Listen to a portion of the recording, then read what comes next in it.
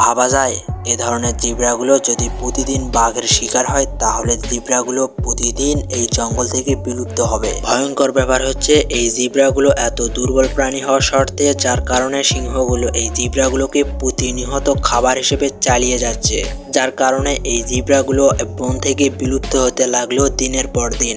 আর আজকের ভিডিওতে এমনই কিছু দুর্বল প্রাণীকে দেখাবো যা জিব্রাগুলো প্রতিনিয়ত সিংহের কাছে খাবার হিসেবে ধরা পড়ে। আর হ্যাঁ বন্ধুরা, চলুন তাহলে আজকের ক্রিয়াচারে ভরা জিব্রা আর সিংহের কথা শুরু করা যাক।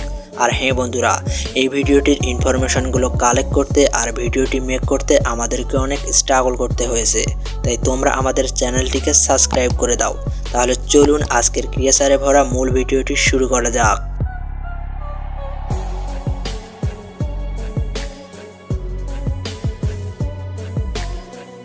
গল্পের শুরুতেই আমরা বলতে চাই এই জঙ্গলটি হচ্ছে অস্ট্রেলিয়ার সিডনি জঙ্গল। কেননা সিডনি জঙ্গলে এমন হাজার প্রাণী প্রতিদিন ঘাস খেতে আসে, ঠিক একইভাবে এই জিব্রাগুলো প্রতিদিন ঘাস খেতে আসে এই জঙ্গলের মধ্যে। কিন্তু ভয়ঙ্কর ব্যাপার হচ্ছে সেই জঙ্গলের মধ্যে এমনও কিছু হিংস্র প্রাণী আছে যেগুলো সম্পর্কে আপনি জানেন না। আর এইগুলোর কথা বলতে গেলে এখানে আছে বিভিন্ন ধরনের সিংহ এবং বাঘ। আর এই বাঘগুলো এত হিংস্র হয়ে থাকে যা বিভিন্নভাবে এই জিব্রাগুলোকে আক্রমণ করে থাকে। কেননা এখানে অনেক ধরনের প্রাণী বসবাস করে, তাদের মধ্যে দুর্বল প্রাণী হচ্ছে জিব্রা। আর এই জিব্রাগুলোর সাথে আরও অন্যান্য প্রাণী যে সকল আসে সেগুলো খুবই সবল প্রাণী, যার কারণে তাদের আক্রমণ করতে কম পারে। আর তাদেরকে না আক্রমণ করার কারণে এই দুর্বল প্রাণী জিব্রাগুলোকেই তারা বেছে নেয়। কেননা জিব্রা কোনো দৌড়াতেই পারে না, যার ফলে এই বাঘগুলো বিভিন্ন সময় ক্ষোভ পেতে বসে থাকে। ঠিক একইভাবে প্রতিদিনের মতো এই বাঘটি শিকারের জন্য যাচ্ছিল। এদিকে তার খাবারের জন্য জিব্রাগুলো খাবারের জন্য যাচ্ছিল। কিন্তু ভয়ঙ্কর ব্যাপার হচ্ছে এদিকে সিংহটি তাদেরকে টার্গেট করছে এবং টার্গেট করা শেষ হলে সিংহটি হাহাকার দিয়ে উঠলো এবং চিৎকার করে উঠলো।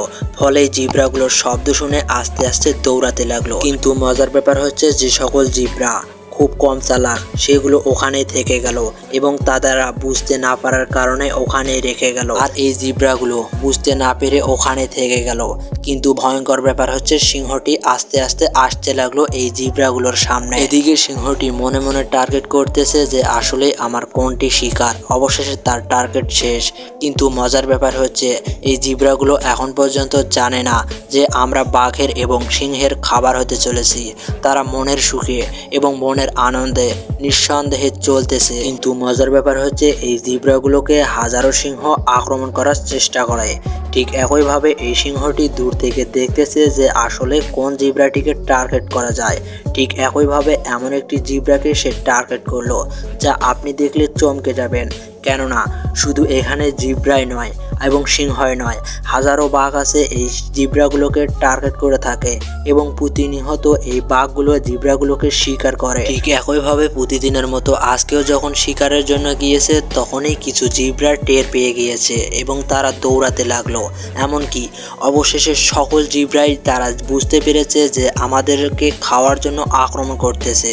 কিন্তু এদিকে সিংহটি আস্তে আস্তে আসতেই লাগলো এবং একটি প্রাণীকে দেখতে লাগলো এবং সেই প্রাণীকেই টার্গেট করছে।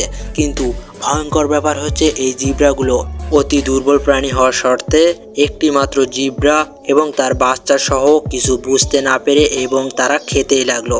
এদিকে সিংহটি এবার এমন জোরে দৌড়াতে লাগলো এবং শেষ পর্যায়ে দেখা গেল এই জিব্রাটি এখন পর্যন্ত বুঝতে পারেনি যে আসলে আমাদের খাওয়ার জন্য কোনো একটি বাঘ এবং কোনো একটি সিংহ ধাওয়া করতেছে। কিন্তু মজার ব্যাপার হচ্ছে এদিকে খেতেই আছে। খেতে খেতে জিব্রাটি যখনই মাথা তুলছে তখনই টের পেয়েছে এবং বাঘটি এই জিব্রার বাচ্চাটিকে ধরে খেতে লাগলো। আর হ্যাঁ বন্ধুরা, এই বাঘটি এইভাবে জিব্রাগুলোকে এবং তার জিব্রার বাচ্চাগুলোকে প্রতিনিয়ত খায়। শুধু সিংহই নয়, এই সিডনি জঙ্গলে হাজারো বাঘ আছে যা এইভাবে প্রতিনিয়ত বাচ্চাগুলোকে খেয়ে থাকে। আর এই সিংহগুলো প্রতিনিয়ত এভাবে শিকার করে থাকে। আর হ্যাঁ বন্ধুরা, এই ভিডিওটি আপনাদের কাছে কেমন লাগলো সেটা অবশ্যই কমেন্ট করে জানাবেন। আর সবাই ভালো থাকবেন, দেখা হবে নেক্সট কোনো একটা ভিডিওতে।